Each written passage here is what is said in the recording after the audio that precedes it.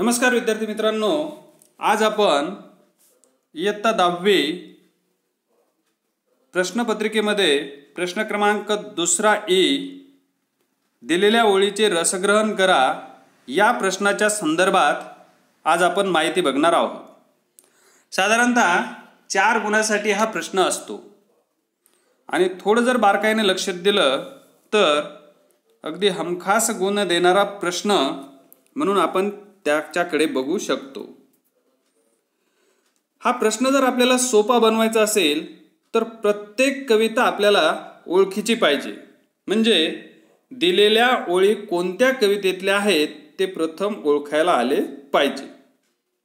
त्यानंतर त्या कवितेचे कवी कोण आहेत ही एक दुसरी गोष्ट, म्हणजे आपल्याला कवितेचे कवी पाठ असायला पाहिजे। एकदा का त्या ओळी कोणत्या कवितेतल्या आहेत हे लक्षात आले की आपल्याला त्या कवितेची मध्यवर्ती कल्पना, म्हणजे कवितेत नेमके काय सांगितलेले आहे हे थोडक्यात मांडता आले पाहिजे आणि प्रत्येक कवितेच्या ओळीचे चांगले स्पष्टीकरण आपल्याला आपल्या शब्दामध्ये करता आले पाहिजे।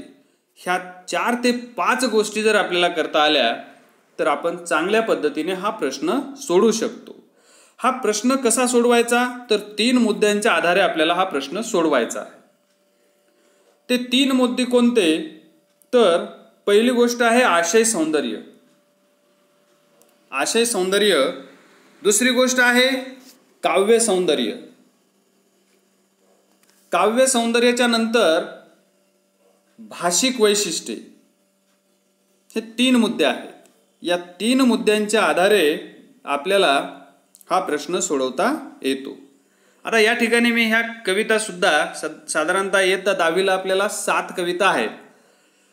तर 7 कविता जशा की उत्तम लक्षण आहे, त्याच्यानंतर वस्तू आहे, त्याच्यानंतर आश्वासक चित्र आहे, भरत वाक्य एक कविता आहे, खोद आणखी थोडेसे, आकाशी झेपगेरे पाखरा, तू झालास मूक समाजाचा नायक, अशा 7 कविता आहेत। यासाठी या कविता मी समोर घेतलेल्या आहेत की आपण याच्यातलं एखादं उदाहरण म्हणून तो प्रश्न घेऊ शकतो आणि तशा प्रकारचं आपण विश्लेषण सुद्धा करू शकतो। तर आशय सौंदर्य कसं लिहायचं? आशय सौंदर्य लिहित असताना कोणकोणत्या गोष्टी महत्त्वपूर्ण आपण लक्षात घ्यायच्या लक्षात ठेवा। पहिली गोष्ट, प्रस्तुत ओळी कोणत्या कवितेतील आहेत त्या कवितेचे नाव लिहायचं। त्यानंतर त्या कवितेच्या कवीचं नाव लिहायचं। तिसरी गोष्ट, कवितेची मध्यवर्ती कल्पना लिहायची आहे।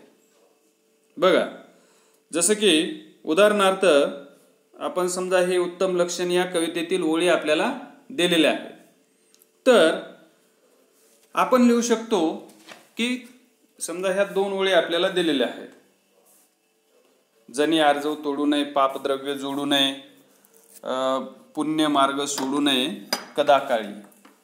ह्या 2 ओळी जर आपल्याला दिलेल्या असतील तर या ठिकाणी आपण असं लिहू शकतो की ह्या 2 ओळी ज्या आहेत ह्या उत्तम लक्षण या कवितेतील असून संत रामदास हे या कवितेचे कवी आहेत।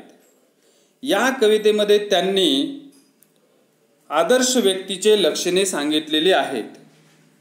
आदर्श व्यक्तीचे लक्षणे सांगताना त्यांनी व्यक्तीने काय करावे व काय करू नये याबाबत मार्गदर्शन केलेले आहे। ह्या गोष्टी आपण या ठिकाणी मांडू शकतो या कवितेच्या बाबतीत। आणि जनरली मध्यवर्ती कल्पना जी आहे ती आपल्याला या ठिकाणी कवितेची दिलेली असते, म्हणजेच आशय सौंदर्य आपल्याला कवितेच्या या ठिकाणीच मिळू शकते। आता समजा आपण वस्तू ही कविता घेतली, वस्तू ही कवितेतल्या 2 ओळी समजा तुम्हाला आलेल्या आहेत, तर प्रस्तुत ह्या 2 ओळी वस्तू या कवितेतील आहेत। या कवितेचे कवी द भा धामनसकर हे आहेत। या कवितेमध्ये त्यांनी आपल्या वापरातील वस्तू कशा वापराव्या, त्यांची कशी काळजी घ्यावी, त्यामुळे त्या वस्तूशी आपल्या भावना जोडल्या जातील आणि ह्याच वस्तू आपल्या त्या भावना, स्नेह जिवंत ठेवतील या संदर्भाचं वर्णन प्रस्तुत कवितेतून केलेलं आहे. बघा, या बाबतीत हे झालेलं आहे.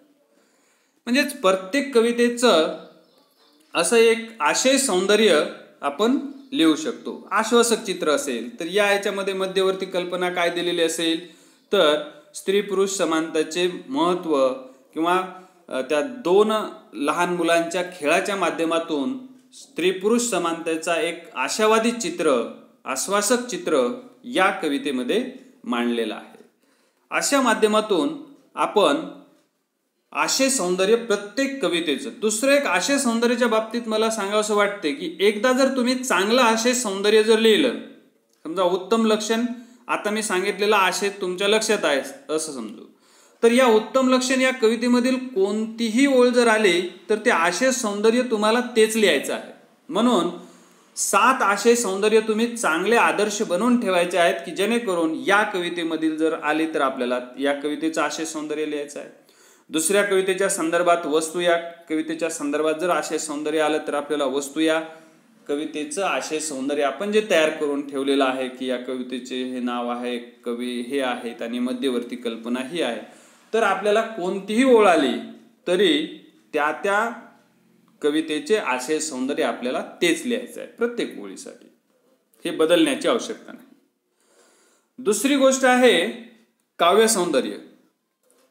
या काव्य सौंदर्य लिहित असताना एक गोष्ट लक्षात घ्यायची आहे की ज्या 2 ओळी आपल्याला दिलेल्या आहेत त्या 2 ओळी आपल्याला स्पष्ट करून सांगायच्या आहेत. बऱ्याच वेळेस विद्यार्थी काय करतात, या ठिकाणी पूर्ण कवितेचाच अर्थ त्यामध्ये सांगण्याचा प्रयत्न करतात. समजा आपल्याला जर या ठिकाणी ह्या 2 ओळी समजा आपल्याला या खुद आणखी थोडेसे खाली असतेच पाणी, धीर सोडू नको सारी खोटी नसतात नाणी, अशा संदर्भाचा समजा आशय आपल्याला आला या ठिकाणी, तर आपल्याला या 2 हे जे कडवं आहे या कवितेचं याचं स्पष्टीकरण करायचं आहे. पूर्ण कवितेचं मध्यवर्ती कल्पना किंवा अर्थ सांगण्याचा प्रयत्न याच्यामध्ये करायचा नाही.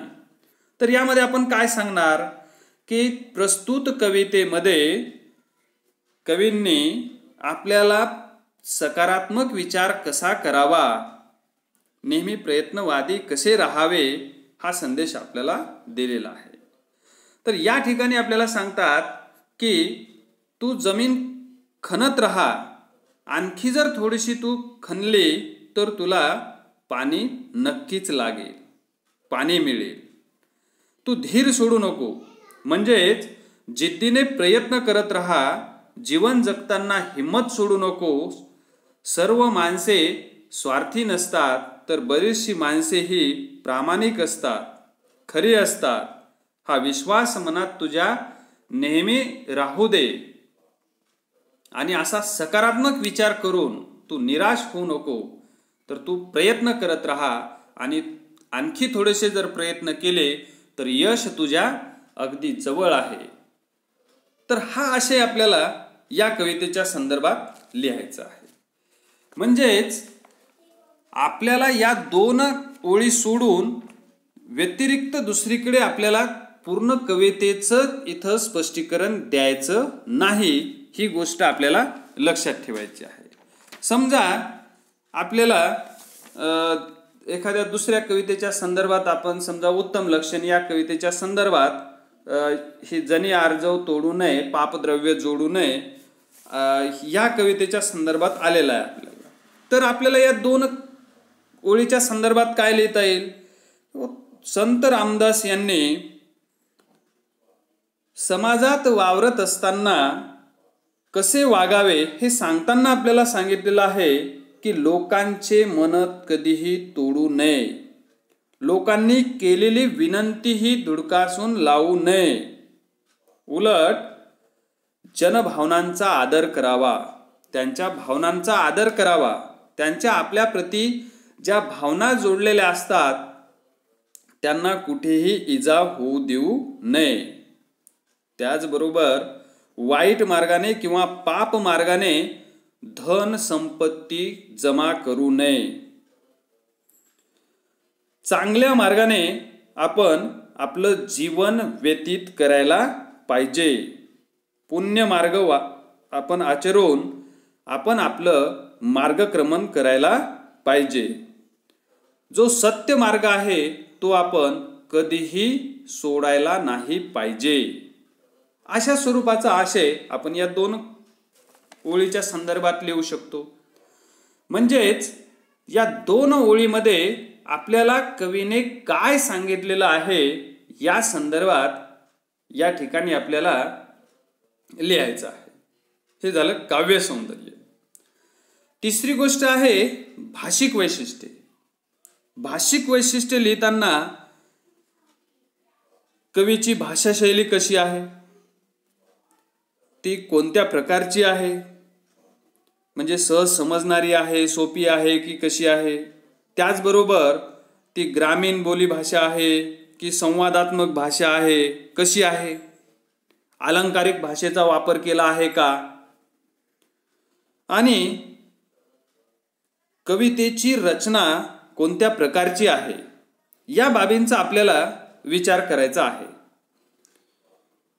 याच बाबीचा विचार करत असताना एखाद्या वेळेस त्या कवितेमध्ये कवींनी म्हणजे एखादे त्यांचे प्रकर्षाने जाणवणारे वैशिष्ट्य आहे का, जसे किंवा त्या 2 ओळीमधून त्यांनी हे आपल्या मनावर बिंबवण्याचा प्रयत्न केलेला आहे, किंवा आपल्या भावना चालवलेल्या आहेत, किंवा एखाद्या समस्येवर अचूक बोट ठेवलेला आहे. असे लेखनाचे त्या लेखकाच्या संदर्भात काही वैशिष्ट्य आपल्याला जाणवते का, तर हे आपल्याला या भागामध्ये बघायचं आहे. समजा आता हीच कविता, समजा आकाशी झेप घे रे पाखरा, समजा ही कविता आहे आणि आपल्याला 2 ओळी त्याच्या आलेल्या आहेत. तर त्याचे भाषिक वैशिष्ट्य आपण काय लिहिणार, तर या कवितेचा रचना प्रकार गीत रचना आहे. त्यामुळे यमक साधून कवीने त्याला लय प्राप्त करून दिली आहे. ही कविता या यमकामुळे किंवा लय प्राप्त झाल्यामुळे आपण तालासुरात म्हणू शकतो, गाऊ शकतो. अतिशय साध्या आणि सोप्या शब्दात सर्वांना सहज समजेल अशी या कवितेची रचना आहे. त्यांनी पक्षी आणि पिंजरा या 2 रूपकाच्या माध्यमातून किंवा प्रतीकांच्या माध्यमातून एक गहन आशय या कवितेमध्ये मांडलेला आहे. बघा, मला या कवितेच्या संदर्भात एवढ्या गोष्टी म्हणजे जाणवल्या. त्यानंतर समजा एखादी अजून ही कविता आपण समजा तू झालास मूक समाजाचा नायक, याच्यामधल्या 2 ओळी तुम्हाला कोणत्या तरी आलेल्या आहेत. तर या कवितेचं लिहिताना तुम्ही काय लिहिणार की ही कविता जी आहे ही मुक्त छंद हा या कवितेचा रचना प्रकार आहे. या काव्यामध्ये कवींनी विधानात्मक भाषेंचा वापर केलेला आहे. बघा, आता थोडं स्पष्टीकरण देतो की तू निघालास तेव्हा काळोखाचं राज्य होतं, सूर्यफुलांनी पाठ फिरवली होती, म्हणजेच एक विधानं केलेले आहेत.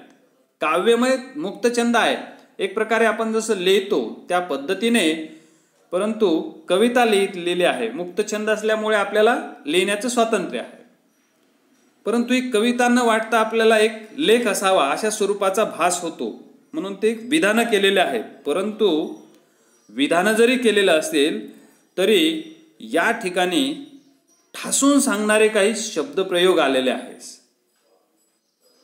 म्हणजे त्यामुळे वाचकाच्या मनामध्ये ही कविता शिरते. त्याचबरोबर आपल्याला लिहिता येईल की ऐतिहासिक आशय काव्यमय स्वरूपामध्ये लिहिल्याने तो अधिक परिणामकारक झालेला आहे, तो लवकर लक्षात येतोय आणि खूप कमी शब्दातून बराचसा आशय या कवितेमध्ये मांडलेला आहे, जो की समजण्यामध्ये अतिशय सोपा आहे.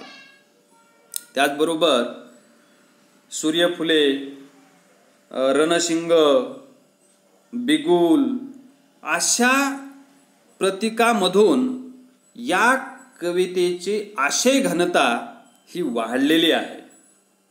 अशा स्वरूपाचा जो आशय आहे हा आपण या कवितेच्या संदर्भात त्याच्या भाषिक वैशिष्ट्यामध्ये लिहू शकतो.